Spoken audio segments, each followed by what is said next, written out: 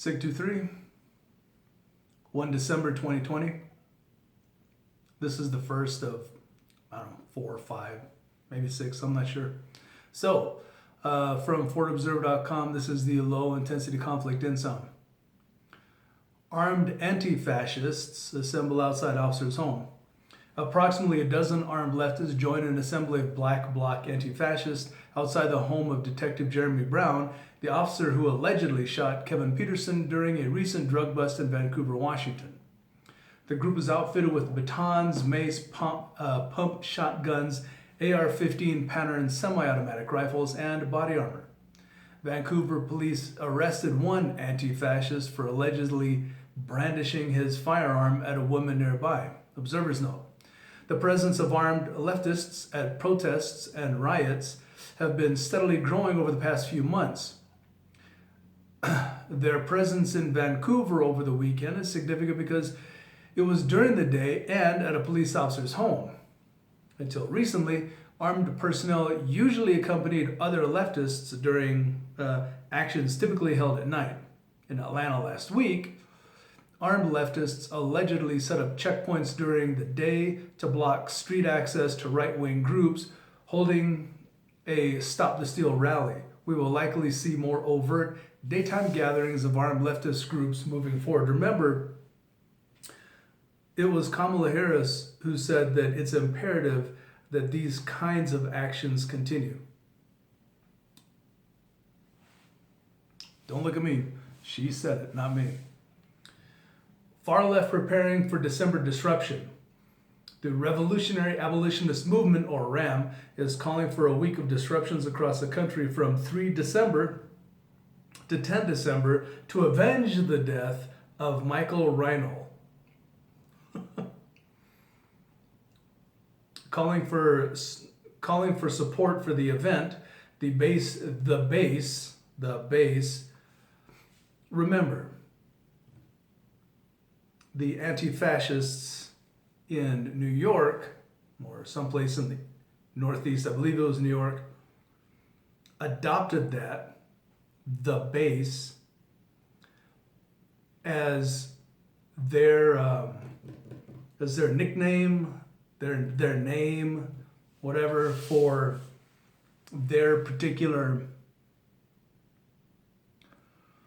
Antifa organization, their particular subset. It's here that I need to remind you that the base in Arabic, I believe it's Arabic, it's either Persian or Arabic, I believe it's Arabic, is Al-Qaeda.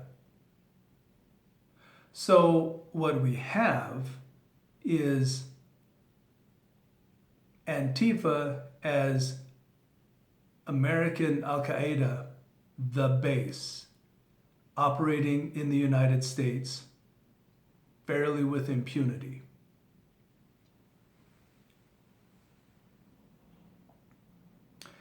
So the base tweeted, "Take action to help us honor the fallen comrade and to draw attention to the extrajudicial assassination by the U.S. regime." In addition, the DC Youth Liberation Front, DCYLF, is soliciting funds for medical supplies, protective equipment, and bail funding ahead of their planned counter-protest to right-wing groups at the March for Trump in Washington, D.C. on 12 December.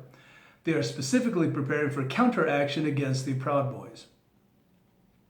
Observers note, far-left groups on social media rallying support are featuring videos of previous violence during clashes with right-wing groups earlier this year. We're likely to see further violence erupting between left and right moving into December. The alt-right push to decentralize. Alt-right chat room contributors called for decentralization in lieu of formalized groups. They claim that groups like Patriot Front, among others, with leaders' logos and uniforms, have become easy targets for surveillance or infiltration by far-left and law enforcement. One participant wrote, "Either you join a named group or become a known enemy, or you remain an unknown enemy preparing, agitating, and fighting the war of the flea." That must be a reference to something. I'm going to have to look that up because I have no idea. Observers note. Far left groups are commonly decentralized with no true leaders and organized in affinity groups at local levels. Alt-right groups could be adopting this organizational strategy in response to leftist doxing campaigns and notable law enforcement crackdowns of groups in recent years. If successfully organized, this could make it more difficult for law enforcement to infiltrate and leftist groups to counter. More independent and close-knit alt-right affinity groups could be more motivated to carry out accelerationist attacks on electrical hubs or supply distribution networks.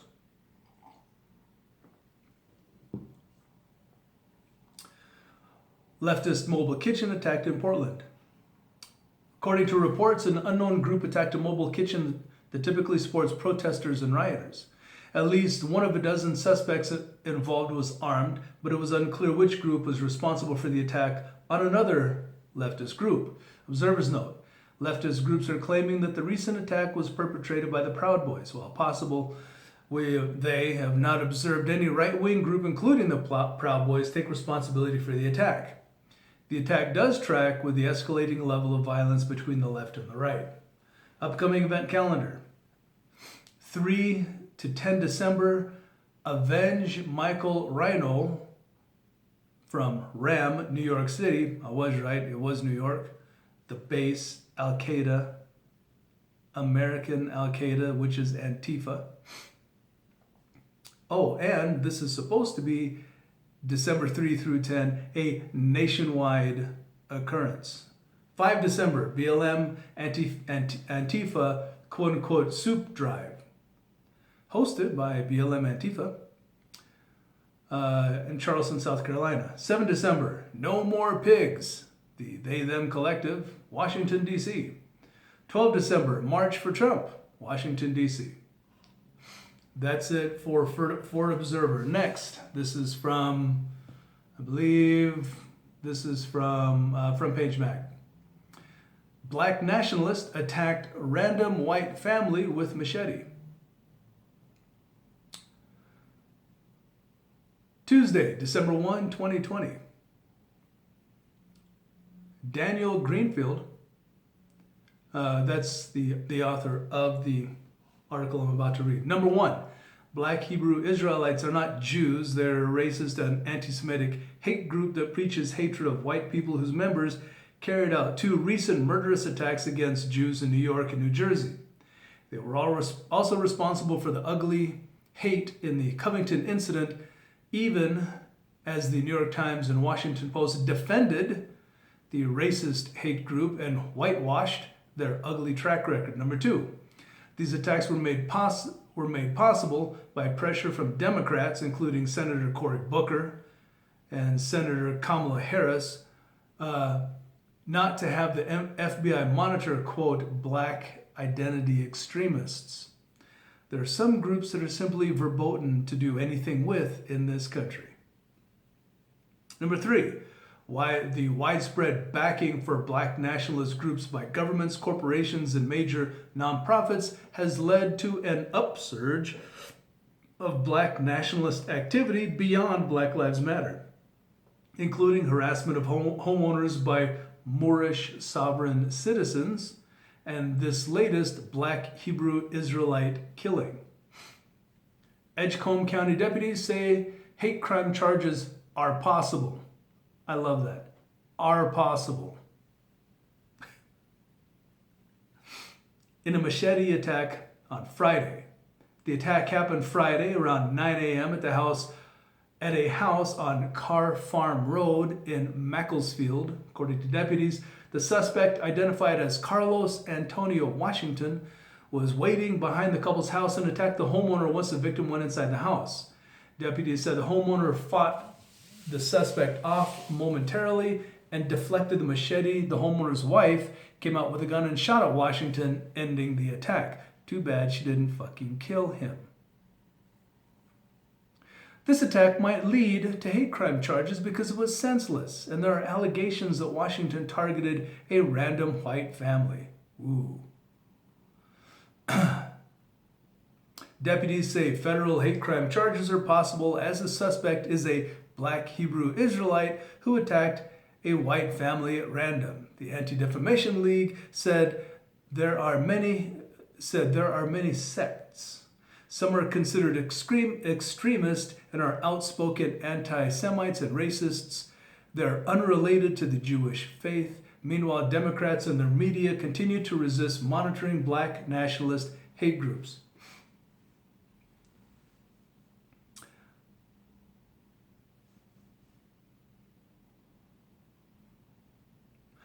I'm actually kind of surprised SPLC isn't stepping up to their defense. In China news, China will consider individuals who seriously endanger people's health and safety or disrupt markets, fair competition, and normal social order as threats to society under its new social credit guidelines. State broadcaster CCTV reported that the measures were discussed during a recent meeting of the State Council, citing another state council meeting led by Premier Li Keqiang, President Xi's point man for handling the fallout for the coronavirus. Among these new punitive measures, China will promote quality development of the credit reporting industry while encouraging the sharing of credit information related to finance, government administration, and public utilities. Speed up orderly use of government-related data, strengthen information and security, and hold on, the fuck is this?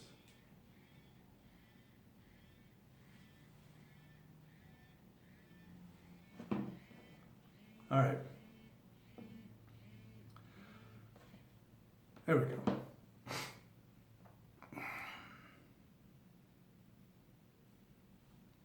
Among these new punitive measures, China will promote quality development of the credit reporting industry while encouraging the sharing of credit information related to finance, government administration, and public utilities. Speed up orderly use of government-related data, strengthen information security and privacy protection. Interesting, this is exactly the same kind of stuff that Biden wants to do.